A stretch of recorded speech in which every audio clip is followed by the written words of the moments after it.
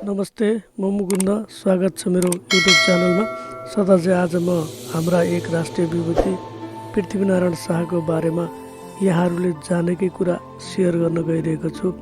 कृपया भिडियोलाई अन्तिमसम्म स्किप नगरी हेरिदिनुहोला। पृथ्वीनारायण शाहको जन्म 1779 साल पुस 27 गतेका दिन गोर्खाको दरबारमा भएको हो। उनी नरभूपाल शाह र कौशल्यावतीका सन्तानका रूपमा जन्मेका हुन्। हुने बिरुवाको चिल्लो पात भने चाहिँ पृथ्वीनारायण शाह सानैदेखि होनहार र प्रतिभाशाली व्यक्ति थिए। आफ्नी जेठी मुमा चन्द्र प्रभावतीको वात्सल्य प्रेमले भरिएको ममतामयी काखमा हुर्कदा यिनले सानैदेखि राजकाज सम्बन्धी ज्ञान प्राप्त गरेका थिए। भनिन्छ यिनलाई बाल्यावस्थामा मनोकामना माईले विजयको वरदान दिएकी थिइन् र गोरखनाथ बाबाले विशेष आशीर्वाद दिएका थिए। पृथ्वीनारायणको पहिलो विवाह मकवानपुरका राजा हेमकर्ण सेनकी सुपुत्री इन्द्रकुमारीसँग भएको थियो। उनको केही असमझदारीका कारण सो वैवाहिक सम्बन्धमा समस्या आएपछि बनारसका राजपूत अभिमान सिंहकी छोरी नरेन्द्र लक्ष्मीसँग दोस्रो विवाह भएको थियो।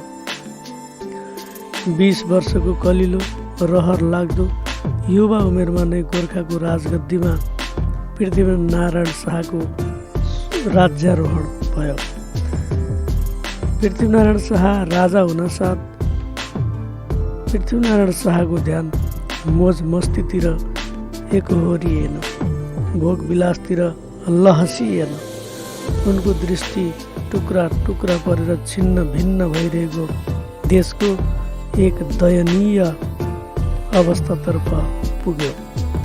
उनको ध्यान स्वार्थी शासकहरूद्वारा भागबण्डा गरिएको र कुटिल साम्राज्यवादी शासकद्वारा तीखा आँखा गाडिएको तत्कालीन नेपालको सङ्कटापन्न अवस्थातर्फ एकहोरियो। उनले पश्चिमतर्फ छरिएर रहेका 22 र 24 राज्य उपत्यकाभित्र पटक पटक एक आपसमा लडाईँ गरिरहेका नगर राज्यहरूतर्फ पर्यो। दक्षिण तराई र पूर्वका किराँत राजालाई जितेर विशाल नेपालको निर्माण गर्ने महत्त्वकाङ्क्षी तर दूरदर्शी सपनालाई आफ्नो जीवनको लक्ष्य बनाए। असम्भव भन्ने कुरो मूर्खहरूका शब्दकोशमा मात्र हुन्छ भन्ने नेपोलियनको भनाइ पृथ्वीनारायण शाहको जीवनमा पनि चरितार्थ भयो। उनले काठमाडौँ उपत्यका जस्तो समृद्धशाली वैभवशाली राज्यमाथि हमला गर्ने तगराका रूपमा देखिएको नुवाकोटमाथि पहिलो आक्रमण गरे। पहिलो पटकको पराजयले उनलाई हताश होइन, विजयका लागि नयाँ पाठ सिकायो। त्यसपछि उनले क्रमशः नुवाकोट लगायतका गोर्खाका छिमेकी राज्यहरू र पश्चिमतर्फका 22 र 24 राज्यमा साम दाम दण्ड भेदको नीति अनुसरण गर्दै आक्रमण गर्दै गए। प्रत्येक युद्धमा विजयश्रीले उनलाई पछ्याउँदै गयो। विक्रम सम्वत 1826 काठमाडौँ उपत्यकामाथि कब्जा जमाएपछि उनको विजय यात्राको अभिमान रही नेपाल एकीकरणको महोत्सवको एउटा अध्याय सम्पन्न गर्ने दायित्व उनले निर्वाह गरे। विलक्षण स्वप्नद्रष्टा पृथ्वीनारायण शाहले नेपाल राष्ट्रको एकीकरण गरी राष्ट्रियताको सुदृढ जग बसाले। तमाम जात जातिको बसोबास भएको नेपाललाई 36 वर्णको साझा फुलबारीका रूपमा प्रस्तुत गरे। सबै जात वर्णको समान उन्नति र विकास भएमा राष्ट्रियता मजबुत हुने अनि राष्ट्रिय एकताको जग सशक्त बन्ने कुरा पृथ्वीनारायण शाहले सिकाएका छन्। खस सम्प्रदाय अन्तर्गतका ठकुरी शाह वंशका राजा पृथ्वीनारायण शाहले गोर्खा जस्तो पहाडी राज्यका राजा भएर उपत्यकाका नेवारहरूको हृदय बुझ्नु, किराँतहरूको आँत जित्नु कम कुरो थिएन।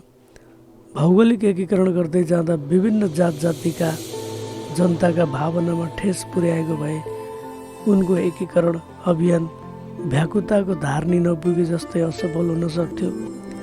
यी तमाम कुराहरूसँग सुपरिचित पृथ्वीनारायण शाहले पुर्ख्यौली राज्य गोर्खाका जनतालाई भन्दा पनि एकीकरण गरेर राज्यका जनतालाई स्नेह गरी नेपाली राष्ट्रियताको मजबुत आधार खडा गरे।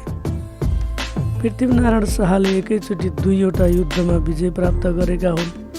देशभक्तिलाई सर्वोपरि आधार र राष्ट्र निर्माणलाई अन्तिम लक्ष्य बनाएर युद्ध आरम्भ गरे। पृथ्वीनारायणले एउटा घरका भाइ आपसमा बाँडिएर व्यक्तिगत स्वार्थको जालभित्र पस्दै गरेको देखे। एउटा घरका भित्ताहरू अन्तर्कलहले गर्दा चर्किँदै र ढल्दै गरेको देखे। त्यसबाट संसारमा सूर्य नअस्ताउने देशका रूपमा उपनिवेश फैलाउँदै गरेको अङ्ग्रेज शक्तिले नेपाली भूमिमा आफ्ना विशालु नङ्ग्राहरू फैलाएर साम्राज्यवादी खेल खेल्न सक्ने सम्भावना पनि देखे।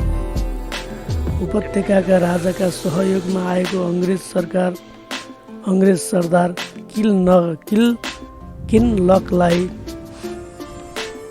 उनले सिन्धुलीमा ढिमै धुलो चटाएर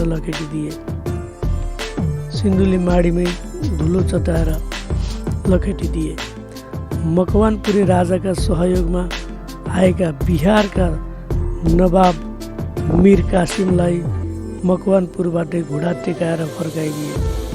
यसरी साम्राज्यवादीहरूका बेलायतीका विशालु पाइतालालाई पवित्र उपत्यकाको आँगनमा पर्नबाट जोगाए। यसरी पृथ्वीनारायण शाहले नेपाल राष्ट्र निर्माणमा नेपालीको अस्तित्व र अस्मितालाई जोगाए। पृथ्वीनारायण शाहले टुक्रा टुक्रामा विभाजित राज्यलाई समष्टि रूप प्रदान गरी नेपाली राष्ट्रियताको जग बलियोसँग बसालेका थिए। उनले नेपालको भौगोलिक एकीकरण मात्र नगरी सांस्कृतिक र भावनात्मक रूपमा पनि नेपाल र नेपालीलाई एक पारेका छन्। उनले माटो अर्थात् भूखण्ड र मुटु अर्थात् जनसमुदायलाई एउटै साझा बगैँचा र फुलबारीका रूपमा विकसित गरी आफूलाई त्यस बगैँचाको मालिकका रूपमा स्थापित गरेका हुन्। स्वदेशी र विदेशी शत्रुसँग एकैचोटि युद्ध गरी आधुनिक नेपालको कायाकल्प गर्ने पृथ्वीनारायण राष्ट्रभक्ति र एकताका विराट व्यक्तित्व हुन्। समष्टिमा भन्नुपर्दा उनले राष्ट्रको उदय गराउनका साथै समस्त नेपाली जनतालाई चेतना जागरण निर्माण र समृद्धिको पथतर्फ अग्रसर हुने बाटो देखाउने भूमिका खेले। भिडियो सुनेर बसिरहनुभएका सम्पूर्णलाई धन्यवाद सहित आभार व्यक्त गर्न चाहन्छु। कृपया भिडियो मन परेमा सब्सक्राइब गरिदिनु होला, जसका कारण मैले भिडियो अपलोड गर्न साथ यहाँहरूले नोटिफिकेसन प्राप्त गर्न सक्नुहुनेछ। लाइक शेयर र कमेन्ट गरिदिनु होला। जसले सब्सक्राइब गरिसक्नु भएको छ उहाँहरूलाई हार्दिक आभार सहित धन्यवाद व्यक्त गर्दै बिदा चाहन्छु। नमस्कार।